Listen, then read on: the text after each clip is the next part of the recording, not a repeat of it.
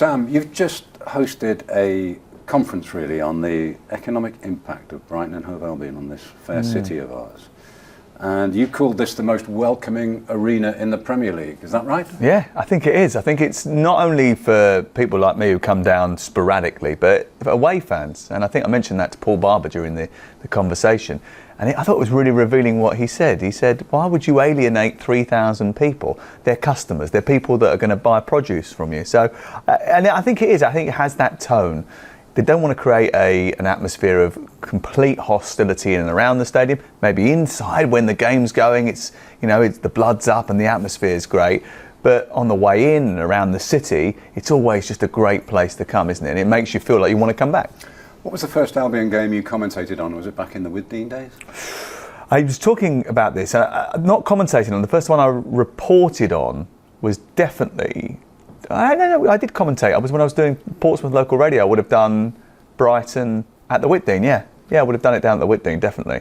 It was difficult to see everything. But you had a little bit of cover. A little bit of cover. I remember doing an FA Cup game for Talks. When I went back to radio, so I had about 4 or 5 years out when I was doing television, and I came back to radio in 2010 because TalkSport bought a load of rights. And I remember the first FA Cup game that I did for TalkSport was at the Withdean. It was against Portsmouth again, and I almost felt like I was sitting like in a little deck chair doing like reports on like a game taking place in the summer, because it was a bright sunny day for some reason. It was middle of January, but yeah. But I remember that place well, yeah. I suppose after we've just chatted on the economic forum that you've just hosted, how impressive is the journey of Brighton and Hove Albion to an outsider? I think it's amazing. It's amazing because I think there was always the hope that it was going to happen, but the delivery wasn't seemingly quick in coming. But since the move here, the speed of the trajectory has been unbelievable, hasn't it? I mean, when you think the way they've gone from the lower tier of football into now European football in such double quick time, it's crazy. And some of some of that journey hasn't always been seamless. There's been moments where people have gone, why are they doing that? Why are they doing that? But everything seemingly that Tony Bloom and his team have touched at this moment in time appears to have turned to gold, and that must be a great experience for the supporters, I think. And then you think of all those hard-earned supporters that did go to the Withdean, that were the ones at the Goldstone Ground on those last few days protesting, trying to get people to take notice. How must it feel for them now to sit in their seat in this wonderful arena and watch this football club rise? Well, not to mention the ones who went to Gillingham, never mind Withdean. Yes, that was a thing, wasn't it? Yeah. Every week, yeah. But and you said at the forum that the Brighton 1, Man City 1 game last season was one of the best tactical and technical games you've seen, and as you also pointed out, it didn't really mean anything, but it was a fabulous exhibition of technical football, wasn't it? Tell us about that. Do you know what? I've thought about this a lot because I was asked about it on another show. What was your favourite game? And I think it's very easy to sort of pick out the World Cup final or the European Championship or this Champions League final, and there's all those great moments that I've been really fortunate and privileged to go to and see. But there's something pure about a football match between two really idealistic football coaches and teams that want to play wonderful football, that they produce such a spectacle when there's nothing riding on it. That almost is football, isn't it? The idea of just playing a game for playing a game's sake at the highest possible level that you can play it, even when there's nothing really on it. I thought it was brilliant, and you think that no one ever has that many shots against Manchester City, but Brighton did. The goals that were scored, the disallowed goals, the missed chances from Haaland. It was just terrific. The atmosphere was brilliant as well, because everybody knew that the European journey was going to start. But also the fact that the sun was out. It was just a brilliant day, wasn't it? It was a great venue, and a wonderful spectacle, and a wonderful goal. And probably one of the best goals of the season, which was when Enciso cuts in, smashes it. It moves like a remote control missile, doesn't it? And ends up in the back of the net. It was fantastic. I think you just called Brighton a club with no ceilings a few moments ago. I mean, really, when you look at the table, when you look at the powerhouse clubs that you go to week in, week out, is it possible to bridge that gap from Europa League into Champions League? Yeah, someone always will. I think we always sort of we talk ourselves into a situation where we turn around and say that top 6 is protected, or the top 4 is protected, or it's difficult. No one's ever going to get into that. Well, someone will, and Newcastle did it last year. And bearing in mind they've been away from it for 20 years, it shows that there is a route back in there if you do the right things. And obviously, Brighton have been doing the right things for a long time. Yeah, I think it's not a question of breaking in, it's about staying in, and that is what is going to be the difficult part. But I do feel as though with Tony at the helm, he makes decisions for the good of the football club constantly. I can remember being back in the Championship and we had a really good squad, and everyone from the outside was saying if he just spends a little bit more money, they'll get there. But we've seen so many clubs fall foul of that, and I think that's the nice thing about Brighton, how he's done it sustainably in his own time at his own pace. Yeah, and obviously the recruitment has been a key factor of that.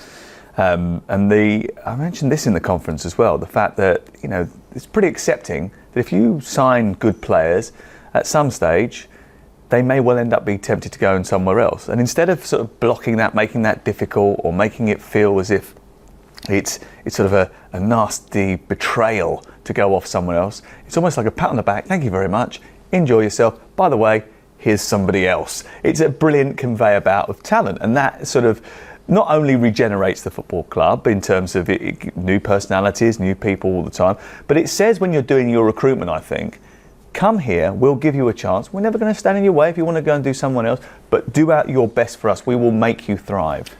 The other thing about the really big clubs, the super clubs, is that they have these cycles of vulnerability, don't they? And a lot of your commentaries are going to be about instability at those clubs, managers getting sacked, the fans getting fed up, you know, the players, £70 million players not performing. I guess when you come here, you're commentating on stability and good decision making, aren't you, over a long period of time? So does that feel different to you? Yeah, I think it definitely does. And I think when you're asked about football clubs all the time, and we have lots of discussions about, you know, you go on podcasts or you go on a radio show, and you're constantly talking about how this club's falling apart, this club's not performing, and everybody says, but what about using Brighton as a they should be doing what Brighton's doing. This is how they should be running their football club. It should be more like Brighton. And I think that's a major feather in the cap of the owner, that when you talk about making a Premier League club now, you look here for inspiration. I think that's something to be proud of, personally. And I think it's something that a lot of clubs will end up doing, and obviously a lot of clubs look at Brighton and try and take the talent, as we've already seen. I think as far as Brighton are concerned, you sort of, and I think Manchester City actually fall into this as well, because for a long time they were behind Manchester United, weren't they? When Manchester United were dominant, and they looked at Manchester United and said, how do we catch them? And Brighton said, how do we get to the Premier League? How do we get to the Europa League? And it's about having a plan and a clear philosophy, and that running throughout the football club from top to bottom, and that's like from chairman to the kit man to the dinner ladies, everyone pulling in the right direction. And I think you're right. I think that people do look towards Brighton of how to run a football club. But isn't it mad that you think that sounds so simple and so sensible, and surely that's what everybody does, but it's not what everybody does. And football's such an emotional game that even owners, even chief executives, even people in the club get carried away, and they make decisions based on emotion because we feel it. We want that next. We're tempted by this because we want to get there. But actually, having that coolness to be able to, and the composure to be able to make sensible decisions will probably set you apart. And I think that's what happens. I'm conscious that I'm sitting here with two TV and radio men now, and people are fascinated by the processes of your job. And one of the things I wanted to ask you about, Sam, is how people watch football nowadays, how younger audiences watch the game. Because my theory is they've got a remote control in one hand and a mobile phone in the other, and they're not fixing their focus on the game for 90 minutes in the way that they did, you know, in John Motson or Barry Davis's day. Yeah. Do you think that's true, and are you conscious of that when you're commentating? I'm not conscious of it when I'm commentating, no. I think when you look back at football matches and you hear people talk about football matches, I think sometimes you sit there and you go, yeah, okay, I can see why you thought that from that point of view, but, you know, did you see the whole thing? Did you see this bit or did you see that bit? It's almost a little bit like we do a lot of games in the stadiums. All of our games, 90% of the games we commentate from the stadiums, but there are the odd one which is in a place which you can't get to, or you can't get to at that certain time, so you do it off TV. And the difference of watching it on that small screen to doing a commentary when you're in the stadium and you can take in the whole environment is completely different. But I think that applies to kids growing up watching football now. They sort of half concentrate on the game, half wondering about what they're going to tweet about the game or post about the game, half talking to their mates at the same time, and half doing something else. Do you know what I mean? Half having a bet. Yeah, maybe, and it's all happening at the same time. There's lots of things going on, and that sort of stark concentration on a game is not as prevalent anymore. I don't think people do that. If you're in the stadium, it's different, I think. But even in the stadium now, you see that all the time, don't you? People taking pictures during the game, and you sort of like. No, that's just round you, Sam. I don't think it's round you, not me. Well, yeah, I was just going to say, you've never had Glenn on your co-commentary, have you? You never worked together. Have we did a show. We've done shows together, yes. And we've done a feature on you, didn't we? Yeah. Up front with Glenn Murray. It was a bestseller, wasn't it? I think it was the #1 podcast for a little while. Well, you need to be in a box together, commentary box together. I can feel it. I can see it. Yeah. We're up for it. You make a move for him. And let's have your golden rules of commentary. Get the goal scorer right. I'm really interested in this, actually. I'm noting this down as you speak. It's so funny, actually, because that's one of the things that, like, whenever you do like a big job, like, I remember Peter Drury took over doing the Sky job, and I said to him, how did it go? And he went, well, I got the goal scorers right. And that's the first thing we always say. It's like, what did you get the goal scorers right? Yeah, World Cup final, was it okay? Brilliant game, and I got the goal scorers right, so I'm happy. That's all you're really interested at that moment. The first moment afterwards, you're like, yeah. And then you go back and you look it back. Could I have done that better? Could I have done that better? So the first thing is get the goal scorers right. Is that because that clip's going to be clipped up constantly? Yeah. Yeah, that's the only reason. Yeah. And also, that's like the most important thing, isn't it? The goal scorer is the most important thing. Yeah, it is indeed. I agree. Was I right in getting all the players correct? That's especially television wise. On radio, sometimes you might say that it's slightly different because the way you build up is different, because you've got to describe all the action at the same time, and you're almost a little bit behind it, and then you've got to catch up, then behind it again, then go again. But in terms of getting players' names right, making sure if you're on radio you're giving the score a lot.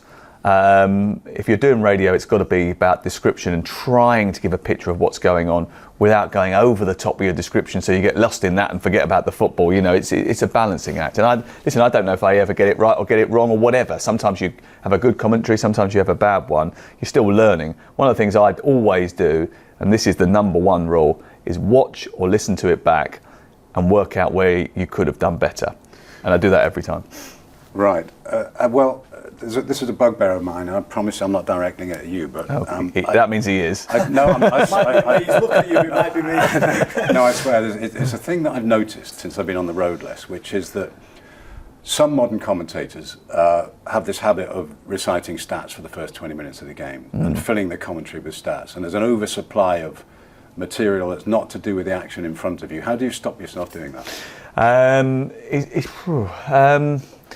I think one of the things I've sort of always gone by is that the first part of the game is about setting up the narrative of the game. Stats are really important, but they are only there to embellish a statement you might make about the state of a particular event. So if a team is playing a certain way, then if you're going to bring a statistic into it, it's got to back something up. There's no point in just chucking out a statistic for no reason. I think we're all guilty of it. I do it, everyone does it. I think sometimes we do so many matches that sometimes we sort of, oh yeah, that's a good stat, I'll write that down. And then you're talking away and you just throw something and you think, why have I said that? That happens. But in an ideal commentary, if I was planning a commentary, and you never can because events take over. I mean, I did a game Monday night, the Tottenham-Chelsea game, which was, it finished 4-1 to Chelsea. There was millions of VAR calls and loads of disallowed goals. That game will probably be a Premier League epic going forward. I had loads and loads of notes. I'd spent hours preparing loads of different sort of statistics for the way that players play or Tottenham shape up or Chelsea would respond. And it was all just, I didn't use any of it. It was just all nonsense. It was just a waste of my energy, because the game takes over. And that's the key thing, is I think, and again, I'd never say I was an expert on it. I'm still learning as I go along. I think it's trying to convey the event. You've got to convey the event. That's the key thing. One thing that I found really difficult when I've stepped into the media is that art of the difference between radio commentary and TV commentary. How do you tread that line, and how do you approach both differently? I don't approach any of them differently in terms of I do the same level of research for both. I'll do as much research for a game that I'm doing on a Thursday night in the Europa League for the world feed, which might be Panathinaikos against Rennes or something, which will only ever make TNT's red button channel number 27 than I would do if I was doing Tottenham Chelsea or the Manchester Derby or the FA Cup final, the World Cup final. But in terms of how I approach it on air, it's a completely different skill. So it's all about annotating the pictures if you're a commentator. Where on television, if you're a commentator on radio, it's about bringing the pictures to life. But the idea of the themes and the narratives are pretty similar in terms of the way you sort of looking for events. But when you prepare when I'm sort of preparing for a TV commentary, I'm looking for the little bits around the game as well, because a lot of my work will be someone gives me a picture, so there's a lot, you know what it's like. There's a lot more going on in your ear in a TV commentary. Can you just tell us about that, because obviously a lot of people don't realise that. So whilst you're talking now, there's someone always talking. So you keep talking, and then I'll continue talking, and then there's another 4 people talking about something else. And can you get me a coffee over there? And can you give me camera 4 and all that kind of stuff? That's all happening as you're trying to sort of curate the game and talk to your co-commentator, and that's all happening in your ear at the same time. And the first time I did it on ITV4 at St Andrews, Birmingham against Club Bruges. Glamorous. And with Lou Macari, and I didn't have a clue what was going on. This must be 13 years ago, something like that. And he turned around to me at half time and he went to me, just so you know, I'll usually take the first replay. And I didn't have a clue what I said. I didn't know. I'm sorry, Lou. I did not know that was the rules. That is the rules. It is the rules. Everybody knows. I didn't know that was the rules at the time. And I remember coming off, and I thought, I need some sort of stiff drink here, because my head was buzzing. There were so many people talking and shouting as you're trying to talk, and it's hard. But sounds like the VAR control room to me. It's exactly what it's like. Everybody talking at once. Yeah, pretty much. It feels a little bit like that. But you get used to it and you filter it. In the end, you just sort of learn to filter it out, and you know what's what. I mean, sometimes it's still distracting, but it is what it is. But yeah, it's about the description on radio, annotation, I think, on television, and no one ever gets it 100% right. There's great ones out there that do it better than I do, but you just try and plot your way through it. And I'm still learning every day. Talking of VAR, now that every game lasts 110 minutes, and you have these long delays, the VAR process is sorted. I mean, what do? Read the shipping forecast or a book at bedtime to fill the gap? I mean, seriously, the shipping forecast might be more interesting, mightn't it? But I mean, what do you do in that time space where you've got to say something and you don't know what the outcome's going to be? One thing I was really lucky in that the first ever international game with VAR, ITV bought it. It was a international friendly, and someone was sent off in the first 2 minutes because of a VAR decision. So I'd had to get really acquainted with VAR very quickly. I soon realised, after doing sort of those test games, I did the Confederations Cup in 2017 that also had VAR, and a goal then got chalked off for like a minimal, tiny little offside. It was Eduardo Vargas, turned brilliantly, shot into the corner. It was a wonderful goal, but it was offside by a tiny little bit. And I thought at that point, I've really got to get au fait with the laws of the game to the point where if someone asks me, I've got a really good idea about it, because that's what I'm going to have to talk about during these delays. Yeah. And I've spent a lot of time doing that. And the law is confusing now. The way they've written it, I think it's too prescriptive. There's been a lot of changes over the course of the last few years. But I spend a lot of time, especially at the weekends, talking to referees. I know you now want to go for a beer with me. That sounds fun. but talking to referees, officials, people that have been involved in the game, that know the laws inside out. There are particular officials who you can go to and you can say to them, I'm not sure about this, can you explain that to me? And within 3 seconds they can recite you what the law is. You need that. You need people you can lean on like that. So it's about, I do that a lot, just talking to people really and finding out about the law. And then when those events do happen, it can come to you and you can talk about it. But it's important to know the law. Yeah, because you get shown up very quickly if you didn't actually know the laws of the game, wouldn't you, in your job? Especially now. Yeah, I mean, I don't think so. 10 years ago, you didn't have to have an intricate knowledge of the law. You didn't have, not as much. The incidents that, even like a double tap on a goal kick, for example, it would happen once every 10 years. You'd never see it. But now, every game has got something where you need to know the law. Okay, so as one of the top commentators, would you keep or abolish VAR? I think that the groundswell of opinion from the supporters is to get rid of it. They don't like it. They don't want it. It delays the game. It's not enhanced the game. I was in a cab the other night. A guy was saying to me, you know, VAR hasn't solved anything. It's made things worse, and it hasn't given you any benefit. There's no benefit, and not enough of a benefit. Even the little benefits aren't big enough benefits for you to get, you know, be too positive about. But the realist in me says it's never going to go. They've spent too much money on it. You know, it isn't going to happen. So I almost think, well, there's no point. Okay, you might want it to be like this. It's a little bit like when people argue about decisions that go against players because, you know, it shouldn't be like that, or the law. No, back when I was playing, you could get away with that. It's not a red card. It's like, yeah, but that's not the law. So you have to sort of, it's pointless conversation.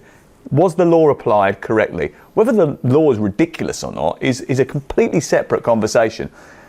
But you've got to focus on whether the referee applied the law properly rather than what you think the law should be. I've got a big sort of thing about that.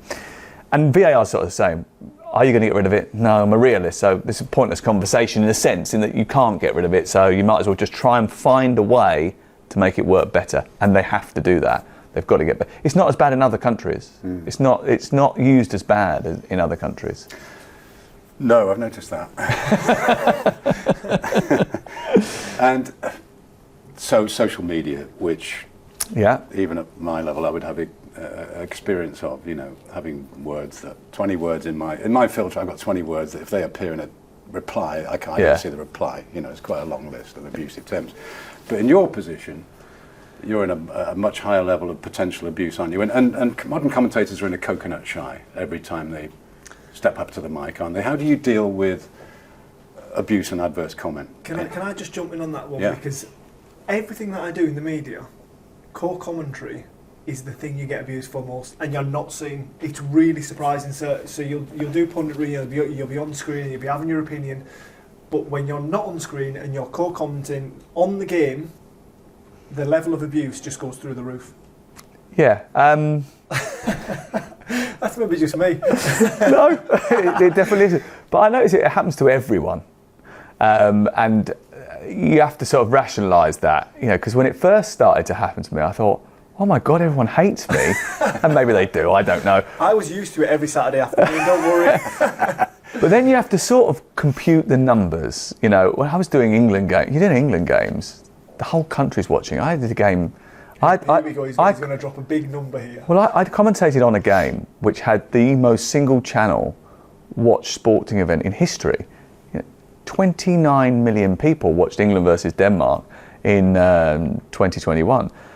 And, you know, if 1% of the people don't like what you've said, you know about it. Well, they make 50% of the noise. Well, that's the trouble. And there is all of that. And I think he just goes with, you know, I think it's wrong, but it's not the only thing that's wrong with social media. I mean, crikey. I mean, what female pundits get, what you guys get when you're playing on a Saturday afternoon, what other supporters give to each other. I know a few supporters. There's one girl in particular who is a supporter of a football club. She goes away. She gets a terrible amount of abuse just because she enjoys herself at a football match, sings songs, celebrates. Do you know, it's crazy that people can get so angry about stuff. But the best thing to do, and it was pretty, not easy, but it's never been easy. It's horrible. It's actually horrible. It's the worst thing in the world, and it can cause you all sorts of mental health problems. And I'll be honest with you, after the European Championships in 2021, I went away, locked myself away for a week and just didn't speak to anyone for a week, because you know what the other thing is that people send you a message saying, everything all right? Are you okay? And you're like, yeah, I'm fine. I haven't looked at social media, but I'm going to now because you told me that it's all there or whatever. Yeah. Great, fantastic. I was quite blissfully unaware of it, you know what I mean?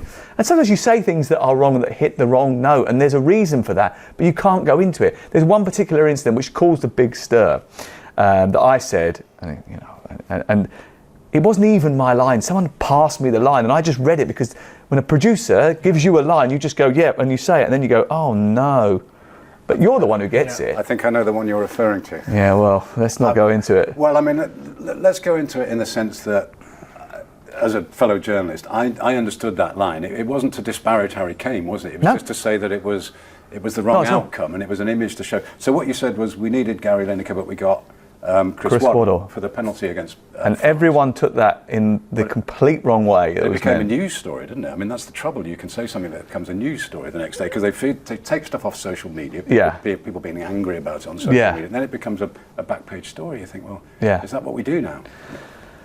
Yeah. Well, that's a different conversation about. That's a different conversation. But yes, it was. It was meant. Actually, the other thing that is worth pointing out there was a lot more context in the build-up to it. I think I reminded people that there was a quarter-final of a World Cup previously where England had got 2 penalties, and that was where the Lineker line came from because he scored 2 penalties in that. So that was how we built up to that moment beforehand anyway.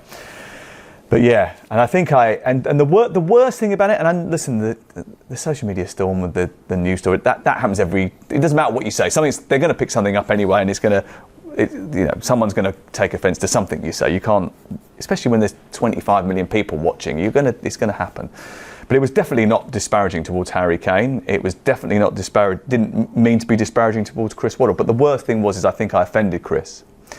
I don't think Chris was offended initially, but I think people around him had alerted him to it or whatever, and he got upset with it. And he sent me a message, and I just was like, Chris, he knew me. He spent time in the box with me. He knows I didn't mean to upset him. He would know that.